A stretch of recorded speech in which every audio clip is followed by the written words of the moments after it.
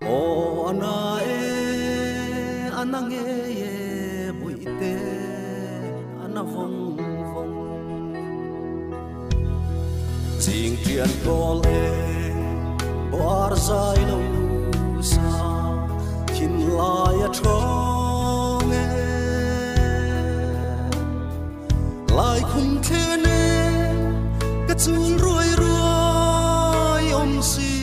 lo ton mang chang se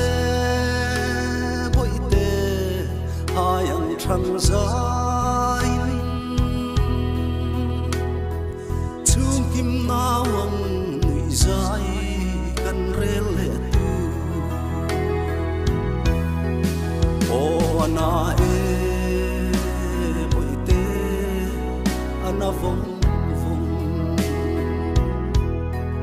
itun le zua yêu nao ten kan la tiam lo sin sing nun par moi vun lai tia ka mual min liam san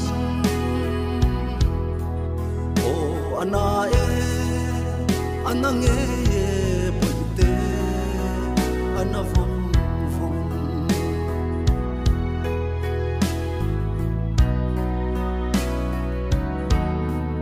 ta pham san na lam tuang a thui nge ka rai riang te chim tlang thoi ru zol khodung koi tin chiar chuakin idam nan run kan tong si lo thin lai na trapin lam tuang ka chui ir le mai tri o ana boi te ana vong vong itun le zua tiam lo sin sing nun par moi vun lai tia ka mual min liam san o ana anange puite ana vong vong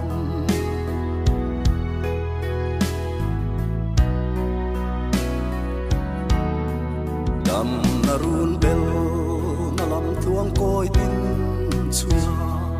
lamang le tin sak ruang dam tin kan run siang loi kan na lai tha fam lal min rong in mo pa na lo kai che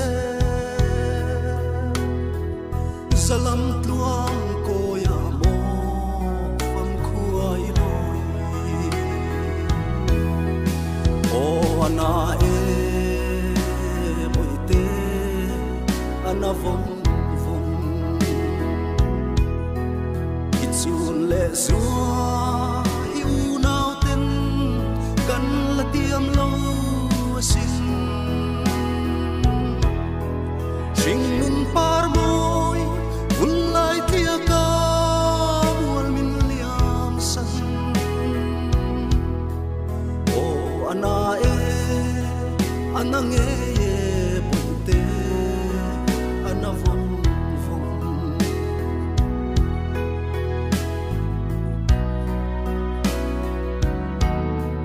chak tiang ko la tur ni thang van kain wang khua kan loi trap ruai ruai bana min vua ni unao ten sa sang thung lu yang in mo run in kan loi kan run in chu tra na a chang zo ta tuan lalu namo loi ni mala ichun le zua lung mol mai ya kan la tiam lo asin trai du sak mel parang lom lai fam khua loi chu sing chan chung hian ka tuar thiam long bun te lo ki le ro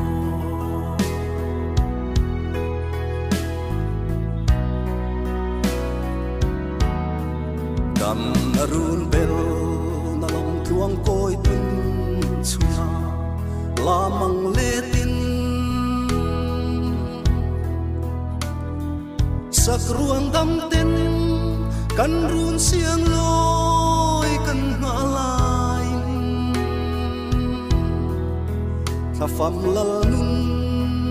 rongin mo bana lo kai che zalam tuang ko ya mo fam min chan san o ana na vong vong kitsun le su